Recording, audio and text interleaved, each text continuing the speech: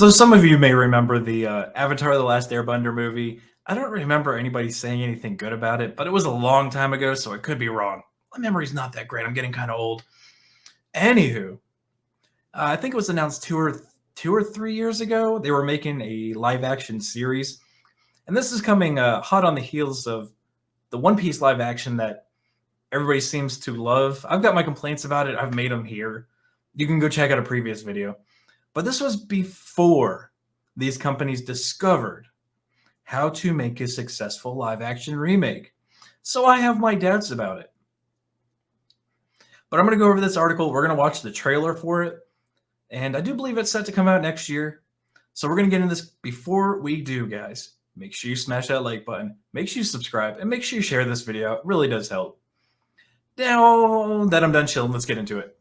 With the official premiere of Netflix's live action to take on the psychokinetic world at war of Avatar: The Last Airbender just a few months away, the streaming giant has taken their first step in preparing for the upcoming War of the Elements by releasing the series' first trailer.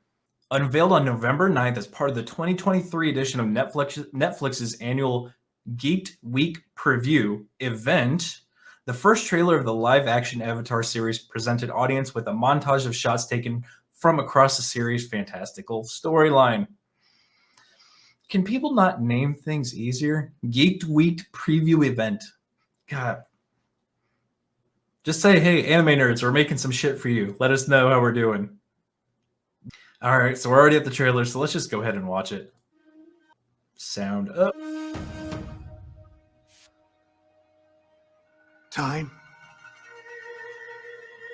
is a funny thing. The past. Okay, it doesn't look that bad. Doesn't look that bad.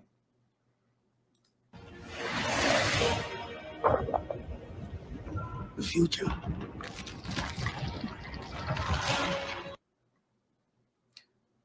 The cast they have doesn't actually look too bad. Like they seem to fit the characters so far. Let's keep going. It all gets mixed up.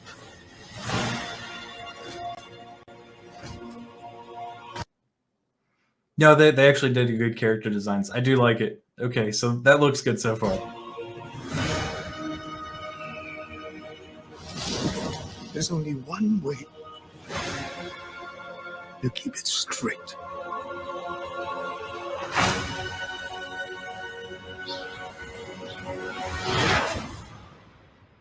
Always remember who you are.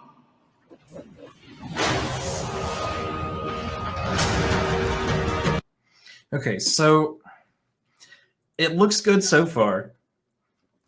I have a problem with the trailer. And it's just the trailer itself. They should have started with the intro for the animated series. Not everybody's going to know what Avatar: The Last Airbender is, but, you know, design flaw. Design flaw. I'm not seeing anything too bad yet. Keyword yet.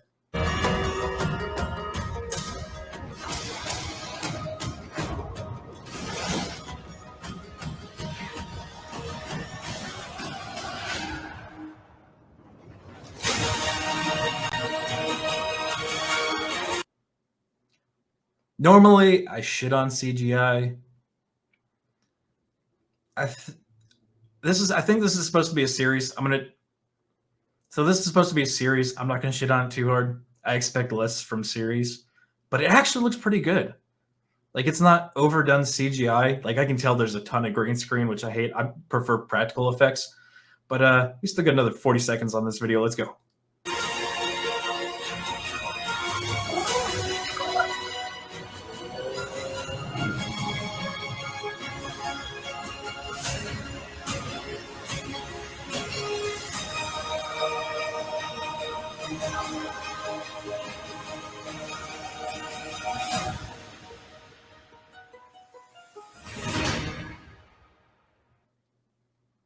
Hey, there's still more. Is there anything actually after this? No, it's all bullshit. Okay.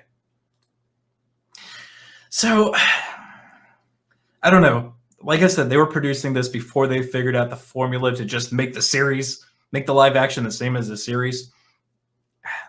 I'm gonna reserve my judgment on it. I might check it out. I'm gonna check it out just to see if I can shit on it or not. But anywho, I'm not going to be one of those weirdos that's, there is no war in Ba Sing Se. No, I'm going to call it like I see it. Beginning with a shot of the Fire Nation's genocidal attack on the air nomads. Yeah. Like I said, I'm glad Bounding did this because they skipped the intro. Like, if you don't know what Avatar: The Last Airbender is, and this is going to be a live action that they put on Netflix, at least include some of what the hell's going on, because from here it's just like, the hell is this? Who are all these people you're showing, and why should I give a damn? The trailer then cuts across the scenes of Katara and Sokka discovering Aang, Tomb to blah, blah, blah. Okay, yeah, cool. We can skip that. Further, this block of scenes is overlaid with a speech ostensibly being delivered by Aang by his master, Gyatso, which declares time is a funny thing. Okay, yeah, I watched the trailer. We can skip all that. Following the shot of airborne Aang descending upon the active volcano, presumed to be Mount Kaput. Yes, volcano. Given the similar events seen in the original animated series, the montage presents one final slate of teases, the most notable of which include Prince Zuko's flame-filled confrontation with Fire Lord Ozai. Okay, yeah. You're recapping the trailer we just watched. Cool. All right, where do we get into what they've said about it? However, with the bits of this series seen in the trailer admittedly looks source material accurate. Yes, I give it props for that. Excited fans would do well to temper their expectations for a live-action Avatar. Absolutely. Like I said, they started working on this before they figured out the formula. Maybe these people were geniuses. Maybe they were ahead of their time. I highly doubt that. Given that the franchise's original creators, Michael Dante DiMartino and Brian Keniziko, cut their ties with the series due to creative differences between them and Netflix regarding its direction. There it is. The creators said, fuck you, we're out. If you're going to do this, we want no part of it. That's what's got me worried. When Brian and I signed onto the project in 2018, we were hired as executive producers and showrunners. In an open letter published to his personal blog in a joint announcement for the series, Netflix said it was committed to honoring our vision for this retelling and to supporting us on creating the series, and we expressed how excited we were for the opportunity to be at the helm. Unfortunately, things did not go as we'd hoped. There it is. Doesn't matter how good it looks.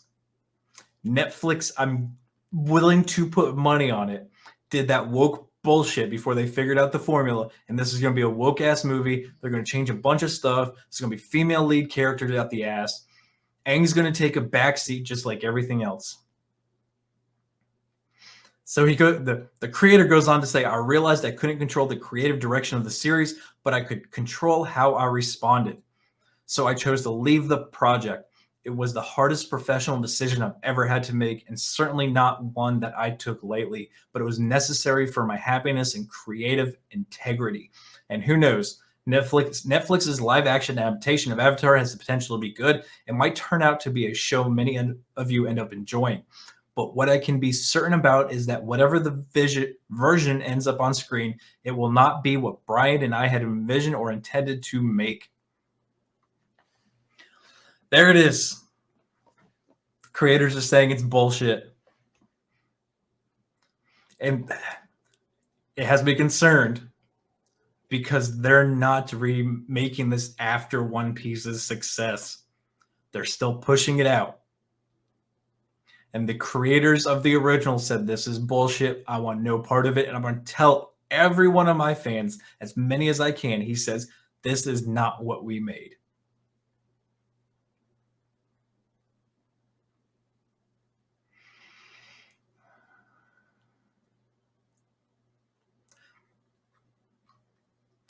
So I'm going to skip a lot of this and go to the last portion of what he says. To be clear, this was not a simple matter of us not getting our way. Mike and I are collaborative people. We did not need all the ideas to come from us. As long as we felt those ideas were in line with the spirit and integrity of Avatar, we would have happily embraced them. However, we ultimately came to a belief that we would not be able to meaningfully guide the direction of the series.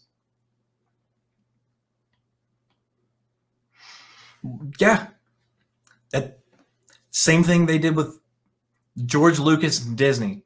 Oh yeah, sure, we'll totally take your opinion on how we're going to do Star Wars going forward. Ha, fuck you, get wrecked, nerd. We're just saying you're part of the project. You have no creative design in this. We're just milking you for the money. Uh, I'm glad I didn't read this because now I'm frustrated as shit because it could have been fucking good. It could have. And Netflix, I guarantee you, is going to write on the back of the One Piece success and say, look, there's another one you fans are going to love, and everybody's going to hate it. And Netflix is going to turn around and call us fucking bigots and misogynists all over again. This is the normal bullshit woke media. This is the normal bullshit woke companies destroying everything everybody liked again and again. And here it is again. And at least the creators didn't bend the knee to these fucking weirdos. And they're saying, hey, we left. This is probably going to be woke bullshit. This is not our idea. We want no part of this. Don't put our names in this. Yeah, so this is going to be an absolute travesty. Again. But I hate to crush your hopes and dreams of a good Avatar live action after we got One Piece. And don't get me wrong, I've complained about One Piece's wokeness in there before, but everybody seems to love it, so whatever. I'll stick to my they tried to wokeify it as much as they could. They did wokeify some of it, but people still liked it. Anywho, guys, that's going to be it for this video. Make sure you smash that like button. Make sure you subscribe. Make sure you share this video out. I want to hear your thoughts in the comments section. Could you see it in my face when I said, oh, this might actually be good, to, oh, the creator said this is pretty much woke bullshit. And now I'm upset and angry because wokeism is terrible. But, you know, maybe you have a different opinion. Let me know in the comments section. But guys, until the next one, be easy like sleazy.